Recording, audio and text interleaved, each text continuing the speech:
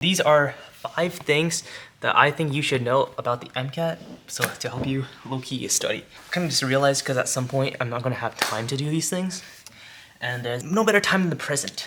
So let's low-key lock the corky mork in, you know what I'm saying? The very first thing is too much content. And this is talking about too much content review. People spend a long time with those huge books, the Kaplan or like the Princeton Review, and they just spend all their time reviewing. And those are great. But I really think that you should spend less time on the content review, trying to read every sentence, trying to highlight everything, trying to just like absorb all the information, because that's not how you improve your score. That's like a place where you come back to it, where you need to fine tune certain things when you know that like, oh, this is not working and I'm not like understanding a certain thing. Like for me, that was enzyme kinetics. I knew I was really bad at those, so I opened up my book in biochem and then looked at the exact chapter. And then there wasn't even a practice passage, it was great. But don't spend months or weeks even just like going through all the books, because there's no way you're gonna remember all that. All right, so the second thing that we need to look at is not enough practice. And this is important because people will literally take the MCAT and say like, oh, you know, this is gonna be like, you know, a trial MCAT, like practice MCAT, you know, I'm not really trying to try hard, I just wanna get a baseline like thing. Yo, do not do this. Like, try to take the MCAT only one time, bro, please, I'm begging you. You're gonna save yourself. You're gonna save like a lot of people's time. You're gonna save your parents like energy and like strength. Just practice for that first time and practice for it properly. So there's this thing people usually, you've probably heard of this, it's called UWorld. Buy UWorld, and if you do buy it, do everything about it. And you don't even need to like finish it. If you do like 80%, that was actually gonna be like the biggest step in you doing well on this test. And for those of you who may not have UWorld, there is a fundamental thing you also need to do, which is the AAMC practice, like the actual practice that the official test makers give you. If you're not doing this, you're not taking advantage of like the actual resources that will help you improve your score on this test. There are 6 full-length exams. These are tests that the test makers made at one point. They were official tests at one point, and then they're releasing to the public with answers. There's also question banks and question packs, which are basically like practice questions that the test makers made, and they're going to give it to you, and you must do all of these questions and review everything. This is like an absolute, you have to be like a tiger in the woods, looking at every single answer choice, being like, okay, what did I do wrong? And how do I make this not wrong the next time I do it? And it's okay if you forget like after a couple weeks, or like, hey, I missed this, I need to like review it again. It's fine, just like take your time with it.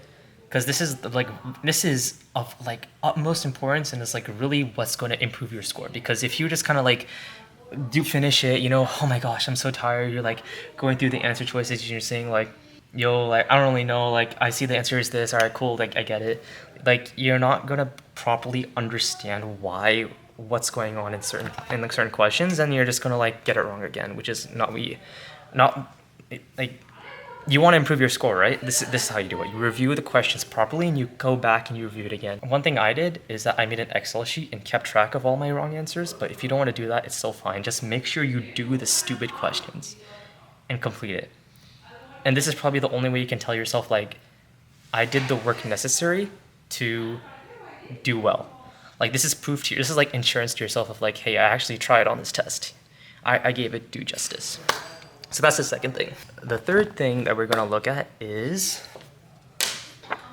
Anki cards. So you've probably heard of Anki from upperclassmen, you've probably heard it from Reddit, YouTube. Anki is like this legendary holy grail of like, oh, you know, you download the Anki cards from online and then you like go and study like all the cards at the top scorers. Like there's this guy who took a 528 and he made a deck of cards and he posted on Reddit and everyone studies this and it's great and it's so good. Like you can probably tell that I'm not a huge fan of Anki if it's used in this way. Anki is an app that is paid for mobile. It's free for computers. It's like Quizlet. You can download other people's decks and study those. They have like this beautiful AI system that remembers what you don't know, and it keeps showing you what you don't know so you can eventually learn it, right? But the problem with this is that it's like, it just takes up so much time and it's not really a good juice for your squeeze unless you use it in the right way. And the right way is basically making your own cards, which is painful and it takes time. But the MCAT is painful and it takes time. If you have Anki, it's a fantastic resource. It's amazing. It's wonderful, and you should use it. But you have to understand that like these pre-made decks are often 1,000 cards long. And I know someone personally who he would sit in a Discord channel all day, like 8 hours.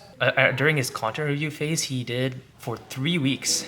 He sat 8 hours a day with like a 2-hour break, and he would faithfully do like this deck of Anki cards that he downloaded from.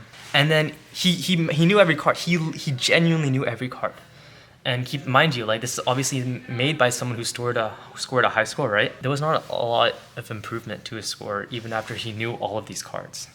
And that's because everyone is different. This is like just a fundamental fact of like how we all approach different tests. There's also like, if someone got a 528 on a test like this, there is something special about them, and you do not need a perfect score to get into an amazing medical school that you deserve to go to and that you can be really happy at and really proud at, because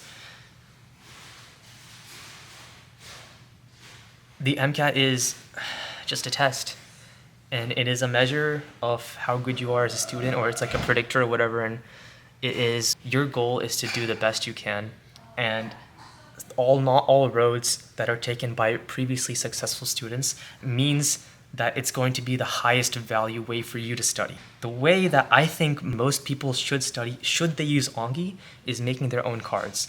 And the best way is to, study your amino acids. If you don't know what these are basically 20 things that is heavily tested that 100% will show up, and you need to know a lot about these. And you can look into that. As you review, when you learn certain things earlier, I talked about not understanding enzyme kinetics, you should make flashcards about those. What is competitive?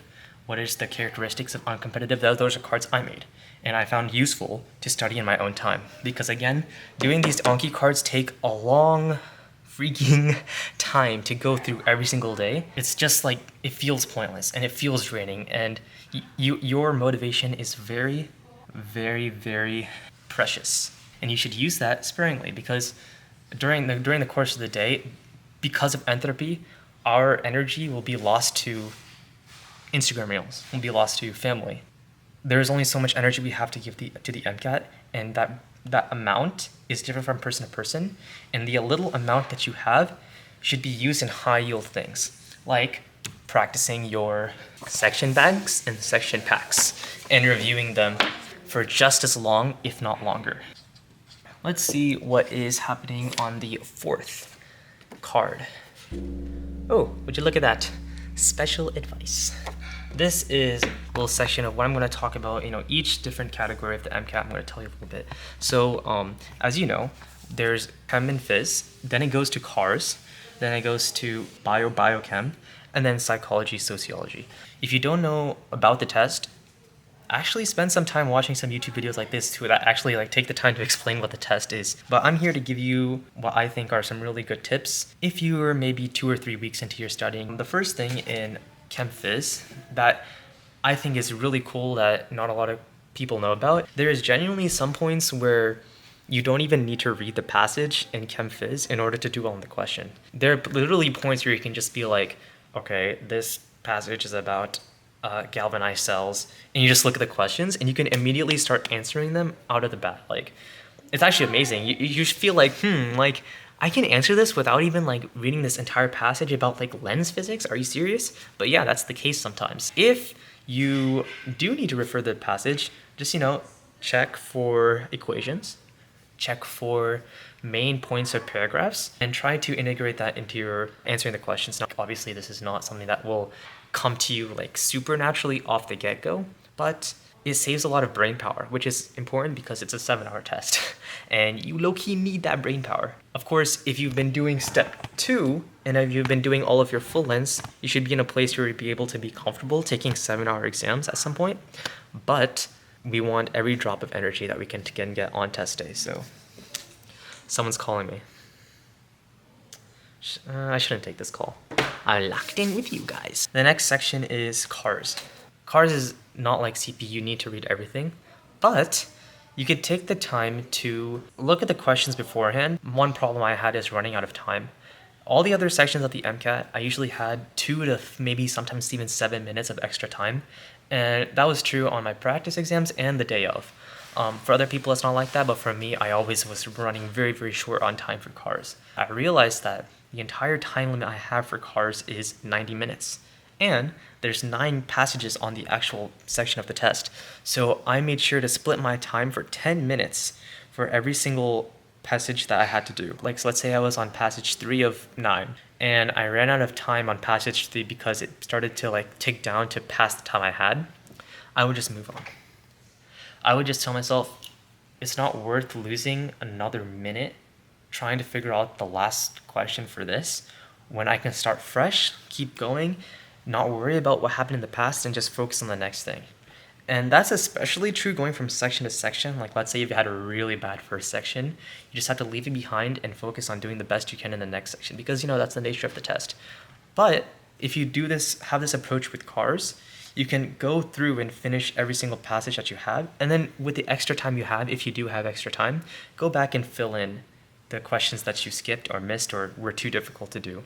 And you really make sure not to like get bogged down in those 2 or 3, sometimes like just a handful of questions that are just like annoying, because it's not worth it. I know we just talked about cars advice, but let me tell you about today's sponsor, which is actually something that me and my friend have been working on for the past couple months. We have been developing this really cool app called Cars Ranked, which helps make studying for the cars really exciting and super, super fun. Essentially, this app lets you race your friends like against each other. It's literally like chess.com, but for cars matches. You get points for winning, and you can play against other players on a national scale. We use Jack Weston. This is a website that has trusted MCAT writers that provides passages for free for people to practice on. Cars Ranked is an app that uses these free passages and lets you connect with your friends in real time and lets you verse them. Even if you don't have anyone to practice with, you could play against our bots and try to beat all 4 levels of difficulty. If you're looking to have a lot more fun while studying and trying to get as much practice in as possible, I really think that Cars Ranked is the best way to get your cars practice in while keeping your motivation at an all-time high. A link to this website will be in the top link of this YouTube video, and you can download it through the Chrome Web Store and play for free today. Thank you for watching and enjoy the rest of the video. I don't have any good advice for biochem, but for psych and sociology, one resource I can guide you to is the 300-page doc. If you want to check the description of this YouTube video, I'll give you a link there. Something I did is that I downloaded a PDF of this file onto my phone. Whenever I was on the train or I was just on my phone, I would just open up this document and just start reading something interesting from there. Sometimes I would remember something that I missed on a practice test or a practice, and I would just use the Control F function on my phone to find information about what I missed. Like, for example, like I didn't know what functionalism was, or I got like a theories of emotion question wrong in my practice. I could just like read it for fun on my phone, like whenever I had the time. A lot of the questions that I missed on this section was just memory stuff, was just pure content stuff. And of course, it gets to a point where your content's good enough where you're not missing direct content questions and you start missing more of the experimentation setup questions and like not paying attention to the passage. But the easiest way to increase your score in this is just drilling that practice and really being really invested into like, well, what's the history of this guy who made like the stages of life. And it's also like a dessert at the end of the test, which is a weird way to think of it, but it is probably the most helpful mindset to have when it comes to studying this section, because it's mainly just vocab. It's finally time to see what's behind the final note card. Don't stop studying. This section is all about the mental fortitude we have as students to take this. It is a milestone in your career, and it is something that in some ways can define you, and that's scary, and it's frustrating, and it's a lot, but it's a necessary step because we live in a system, we live in a world where people can be easily defined by numbers, and that takes a while to contemplate and to understand it, to digest. But it should never consume you, because it's very easy to be consumed by these things, by pressure, by comparison. If any thought is leading you down a path where your actions are causing you to not study, these thoughts are not serving, these beliefs are not serving you. You need to be a little insane in an area where every thought or everything that you allow yourself to believe is something that leads you to do more of step 2, which is to practice everything. Any thought that makes you go, I'm bad, or they're better, or I can't, is trash and it's vile and it's gross and you need to throw it out with the garbage every night before you sleep. And I know a lot of people, I think myself included, where the pressure would be so high where you just stop studying like 1 week before, 2 weeks before. Never stop studying. In fact, I would say that most of the most useful information or studying that you get done is the days before the exam. And it's tough, man. To open up your thing and to see a score that's like, dang, bro, like, or it could be a really exciting moment if you do really well. I mean, the full lengths are pretty indicative of what you get. But even if you don't like what you see, never stop opening up that stupid MCAT website or AAMC website and just doing more practice problems. Have a goal for something higher, not just saying that you have a goal of a really big score, but a goal of like, yesterday I did 1 hour, today I need to do 1 hour and 10 minutes of something that is worth it. And it's not easy. And it's necessary. And it's like not something that is easy, can be done in a day, but you need to understand this mountain is high, and when you feel the pain of wanting to not pick up your pencil and study, or to not open up the stupid AMC website, that's where you're growing, and that's what medical schools are ultimately trying to artificially do with this test. Because the good news is that the next time you do it, it's easier. It gets easier. When you step up for the USMLE, when you step up for whatever else the career has to throw at you, this is the entry obstacle. And any doubt about whether you belong in medicine or if you should do this career is not helpful. Okay? So with that said, these are my 5 advice. And I hope you found this video helpful. And if you did, subscribe.